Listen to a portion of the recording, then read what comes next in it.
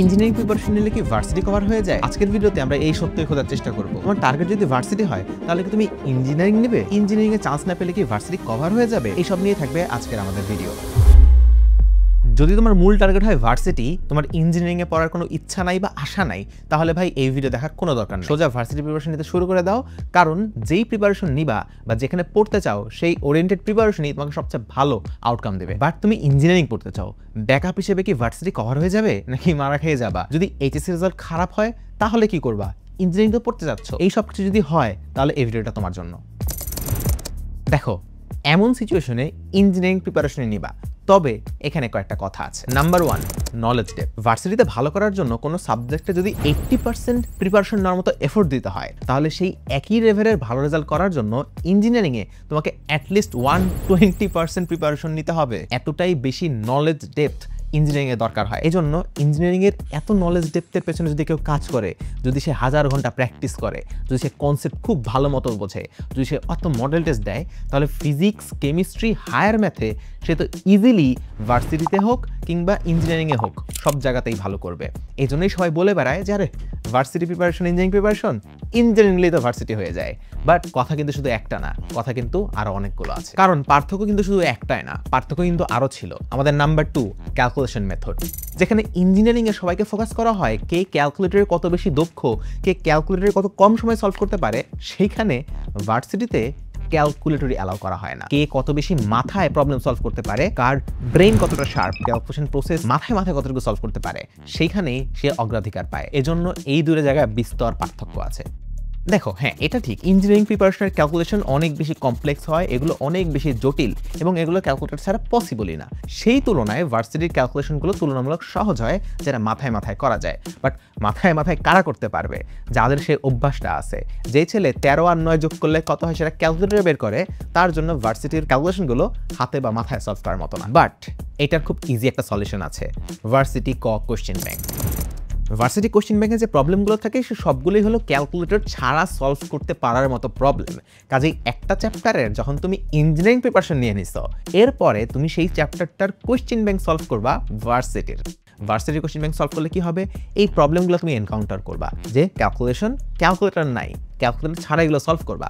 এতে করে কি হবে? তোমার ব্রেইন ক্যালকুলেটর ছাড়া অভ্যস্ত হবে এবং এই সিম্পল হ্যাকসগুলো, এই সিম্পল ক্যালকুলেশনগুলো সে অনেক সহজেই ক্যালকুলেটর ছাড়া সলভ করতে অভ্যস্ত হয়ে যাবে। আর যার এইসব সলভ করতে অভ্যাস হয়ে যাবে এবং ইঞ্জিনিয়ারিংয়ে এত জটিল ক্যালকুলেশন, জটিল কনসেপ্ট ডেভেলপ হয়ে আছে, সে কিন্তু খুব সহজেই ভার্সিটির কোয়েশ্চেন ব্যাংকেও, ভার্সিটি এক্সামেও ফিজিক্স, কেমিস্ট্রি, ম্যাথ বলো, এগুলোতে অনেক ভালো কিছু করতে পারবে। বাট এরপরেও আরেকটা কথা তো থেকে যাচ্ছে, কোয়েশ্চেন ভ্যারাইটি বা সাবজেক্ট ভ্যারাইটি।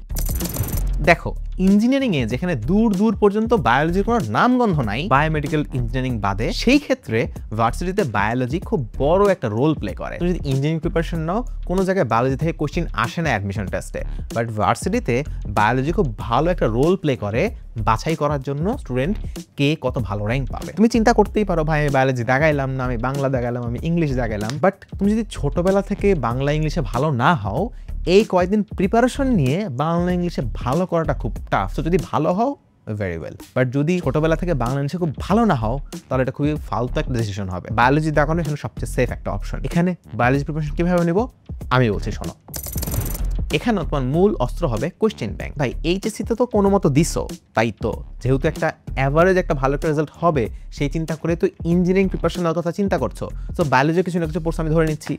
এখন বায়োলজিতে তুমি একটা চ্যাপ্টার নিবা, সেই চ্যাপ্টার যেমনে হোক রিভিশনটা দিবা, দেওয়ার পর তুমি সরাসরি চলে যাবা কোশ্চেন ব্যাংকে, ভার্সিটি কোশ্চেন ব্যাংক। বায়োলজির সেই অধ্যায়ের উপর কি প্রশ্ন আসছে, এমসিকিউ, সিকিউ, এগুলো তুমি দেখবা। দেখার পর এমন হবে তুমি অনেকগুলো কোশ্চেন ভুল করতেছো, যেই কোশ্চেনগুলো ভুল করতেছো সেটা কোন টপিকের কোশ্চেন, সেই টপিকটা তুমি আবার মূল বই থেকে রিভিশন দিয়ে নিবা বা মুখস্থ করে নিবা। ভাই আমরা তো সব মুখস্থ করাই লাগতেছে, তাহলে কোশ্চেন ব্যাংক দিয়ে লাভ কি হইলো?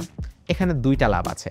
প্রথমত, যেগুলো জায়গা থেকে বেশি প্রশ্ন আসে তুমি সেগুলোই ভুল করবা বেশি এবং সেগুলোই তোমার বারবার বই থেকে পড়া হবে। এবং দ্বিতীয়ত, যেসব জায়গা থেকে প্রশ্ন তেমন আসে না সেগুলো কোশ্চেন ব্যাংকে তুমি তেমন পাবাও না এবং সেগুলো ভুল হবে না, সেগুলো তোমার বই থেকে তেমন পড়তেও হবে না। তো তুমি ফিল্টার আউট করে পুরো বই পড়ার চেয়ে যেগুলো ইম্পর্টেন্ট সেগুলো বুঝে ফেলতে পারবা, কোন জায়গা থেকে প্রশ্ন আসে তোমার মাথায় সেট হয়ে যাবে, সেগুলো বারবার তোমার প্রিপারেশনও হয়ে যাবে। যদি এইভাবে তুমি মোটামুটি একটা ভালো একটা প্রিপারেশন নিতে পারো, তোমার রেগুলারিটি মেনটেন করে ইঞ্জিনিয়ারিংয়ের পাশাপাশি বায়োলজিটা পড়তে পারো, তাহলে মূল এক্সামে ইঞ্জিনিয়ারিংয়ে তো তুমি প্রিপারেশন অনুসারে ভালো রেজাল্ট করবাই। যদি ইঞ্জিনিয়ারিং খারাপও হয়, ভার্সিটিতেও তুমি ফিজিক্স, কেমিস্ট্রি, জেনারেল ম্যাথ তোমার কাছে ইজিয়ার লাগবে, কারণ তুমি এখন হ্যান্ড ক্যালকুলেশন পারো, তুমি জটিল জটিল কনসেপ্ট সলভ করতে পারো, এবং বায়োলজিতেও তুমি একটা ডিসেন্ট মার্ক উঠাতে পারবা, কারণ তুমি ইম্পর্টেন্ট জিনিসগুলো বারবার পড়ে আসছো। এবং এই সব কিছু যদি ভালো করতে পারো, যদি ব্লান্ডার না করো, তাহলে আলটিমেটলি তোমার ভার্সিটিতেও খুব ভালো একটা প্রিপারেশন হয়ে যাবে। তুমি ইঞ্জিনিয়ারিংয়ে হোক বা না হোক, ভার্সিটিতেও ভালো একটা রেজাল্ট করতে পারবা। So it's a win win situation. তুমি এভাবে পড়লে ইঞ্জিনিয়ারিং প্রিপারেশন হচ্ছে, ব্যাকআপ হিসেবে তোমার ভার্সিটি প্রিপারেশনটাও কভার হয়ে থাকছে। এবং যদি কোনো কারণে তুমি দেখো তোমার এইচএসসি প্রিপারেশনটা একটু খারাপ হয়ে গেছে, you no need to worry. তুমি ইঞ্জিনিয়ারিং প্রিপারেশন হয়তো বা কন্টিনিউ করতে পারো, অথবা যদি তুমি চাও ভার্সিটিতে শিফট করবা, তুমি ইজিলি শিফট করতে পারবা, কারণ তোমার ভার্সিটির মেজরিটি প্রিপারেশন অলরেডি হয়ে আছে এবং ওর চেয়ে ভালো প্রিপারেশন হয়ে আছে। তাহলে মোটা দাগে বললে কি হচ্ছে, তুমি যদি ভার্সিটি প্রিপারেশন নিতে চাও তাহলে ভার্সিটিতে শিফট করো, তুমি যদি ইঞ্জিনিয়ারিং প্রিপারেশন নিতে চাও ইঞ্জিনিয়ারিং প্রিপারেশন নাও। ব্যাকআপ হিসেবে যদি তুমি ভার্সিটি চাও বা যদি মনে আশঙ্কা থাকে এইচএসসি রেজাল্ট নিয়ে, তাহলে বায়োলজি রেগুলার কোশ্চেন ব্যাংক থেকে পড়বা এবং কোশ্চেন ব্যাংক থেকে হ্যান্ড ক্যালকুলেশন সলভ করবা। তোমার থিওরির যে ডেপথ সেটা তো ইঞ্জিনিয়ারিংয়ে হয়ে যাবে। এরপর যদি রেজাল্ট খারাপও হয়, তুমি ইঞ্জিনিয়ারিং চাইলে কন্টিনিউ করতে পারো, কারণ তোমার দুই দিকেই হয়ে যাচ্ছে। আর যদি তোমার রেজাল্ট মনে করো যে না আমি ভার্সিটিতেই চলে যাব, তাহলে ভার্সিটিতেও চলে আসতে পারবা, কারণ তোমার প্রিপারেশন ভার্সিটির মেজরিটি হয়ে আছে এবং এর চেয়ে ভালো প্রিপারেশন হয়ে আছে। আশা করি এই ভিডিওতে তোমাদের হেল্প হয়েছে। তবে একটা জিনিস মাথায় রাখবা, তুমি যেই প্রিপারেশনটাই নাও না কেন, সেই প্রিপারেশন নিয়ে ভালো করতে হইলে তোমার প্রথমত ভাগ্যে সেটা থাকতে হবে, এবং দ্বিতীয়ত তোমার এখানে অমানবিক পরিশ্রম করতে হবে। চিন্তা করে করো, এখানে কিন্তু সিট সংখ্যা লিমিটেড, কিন্তু অ্যাপ্লিকেন্ট কিন্তু অনেক, এবং তোমার মতো এই ভিডিওটা দেখবে হাজার হাজার মানুষ।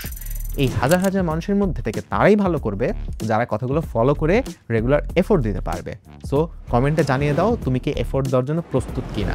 ইনশাল্লাহ যেদিন রেজাল্ট দিবে সেদিন তুমি নিজেকে থ্যাংক ইউ দিবা, এবং আমার রুলগুলো যদি ফলো করো তুমি ইঞ্জিনিয়ারিংয়ের পাশাপাশি ভার্সিটিও খুব ভালো মতো প্রিপারেশন নিতে পারবা। আসসালামু আলাইকুম।